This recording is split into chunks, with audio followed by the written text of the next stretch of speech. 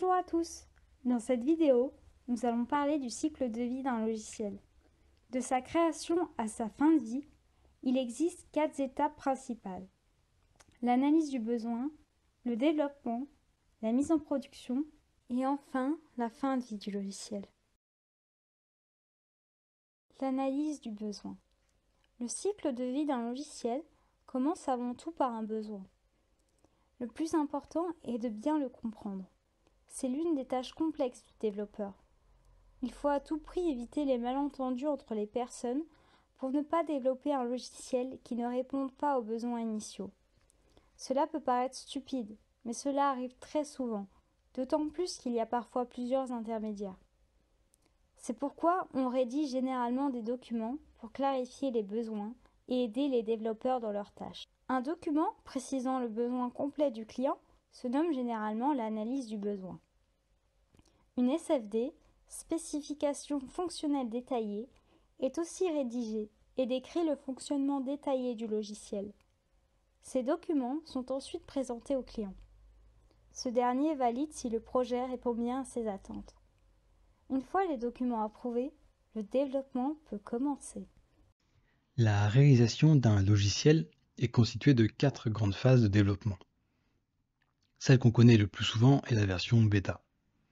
Elle est parfois proposée aux utilisateurs finaux pour qu'ils testent le logiciel dans le but de l'améliorer.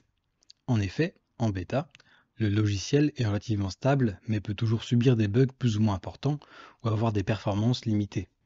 Néanmoins, avant cette phase de bêta, il en existe généralement 2 autres. La pré-alpha et l'alpha. La phase de pré-alpha n'est ni stable ni complète. Son utilité est de donner un aperçu du logiciel à l'équipe de développement qui pourra s'en servir afin de connaître les points à améliorer, les fonctionnalités à ajouter et aussi les erreurs à corriger. Ensuite vient la version alpha. Le logiciel n'est toujours pas stable, mais est relativement complet. Il est même possible qu'aucun ajout ne soit fait avant la version distribuée et que seuls les correctifs de bugs soient appliqués. Cette version n'est pas accessible aux utilisateurs, cependant elle peut servir à prévisualiser le logiciel final. Le développement d'un logiciel suit l'analyse du besoin, et en aucun cas la précède. Après avoir analysé les exigences, s'ensuit la conception de la structure du logiciel, une étape cruciale, car sans bon fondement, il est compliqué de développer efficacement et correctement un logiciel.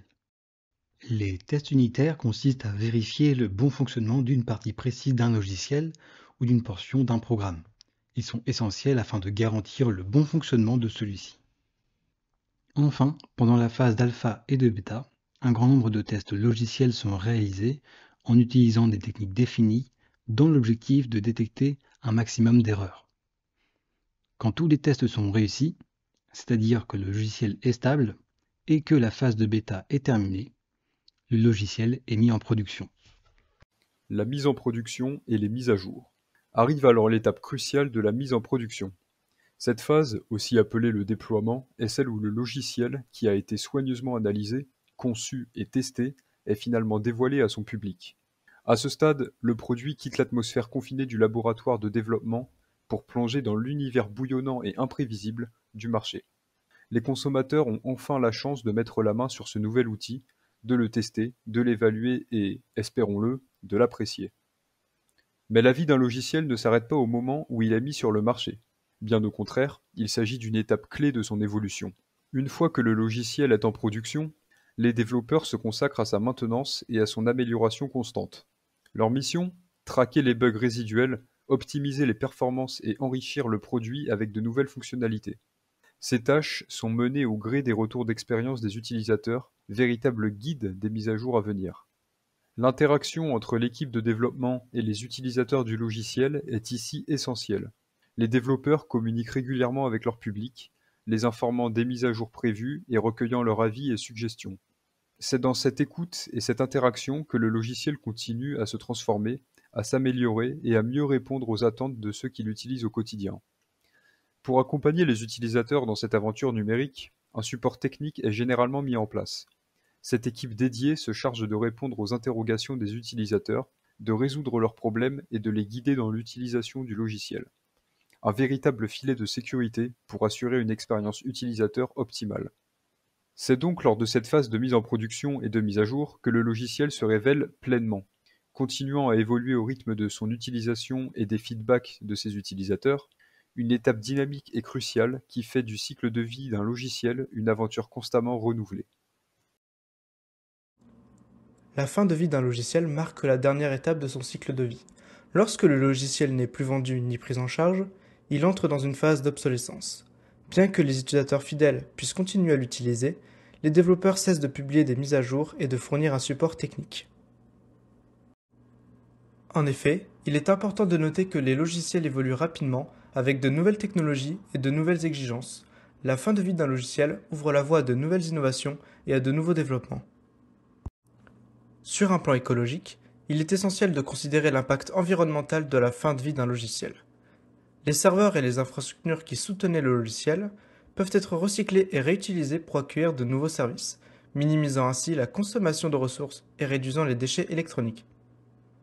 Les entreprises responsables adoptent des pratiques durables pour s'assurer que la transition vers de nouvelles technologies est effectuée de manière éthique et respectueuse de l'environnement.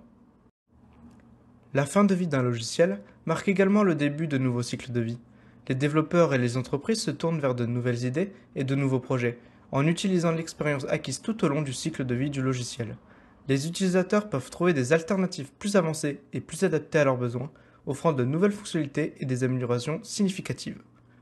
En conclusion, la fin de vie d'un logiciel est une étape inévitable, mais elle ouvre la voie à de nouvelles opportunités.